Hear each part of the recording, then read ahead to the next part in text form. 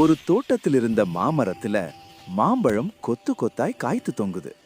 இத நினைச்சு அந்த மாமரமும் சந்தோஷப்படுது. எத்தனையோ பறவைகளுக்கு நான் பசியை தீர்க்கிறேன், இந்த வழியா நடந்து போற மனிதர்களுக்கு என்னுடைய மாம்பழத்தையும் கொடுத்து அவங்க உட்கார்ந்து சாப்பிடுறதுக்கு நான் நிழலாவும் இருக்கிறத நினைச்சு ரொம்ப சந்தோஷப்படுறேன் அப்படின்னு அந்த மாமரம் சொல்லுது. இவ்வளவு நல்ல மனசோட இருந்த இந்த மாமரத்துல திடீர்னு ஒரு நாள் இலைகளெல்லாம் காய்ந்து உதிருது. அதுக்கப்புறம் எந்த பறவைகளும் இந்த மரத்தை தேடி வரல. அந்த வழியா போற மனிதர்களும் இந்த மரத்துக்கு கீழே உட்காரல.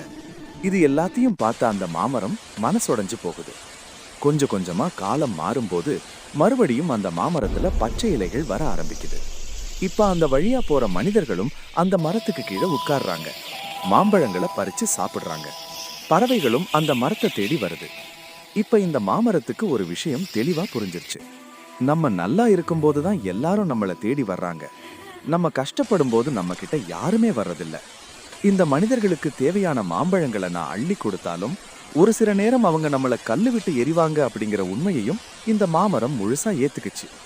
சரியா இதே மாதிரி இன்னைக்கு உங்க கூட யாரும் இல்லைன்னு சொல்லி நீங்க கவலைப்படாதீங்க.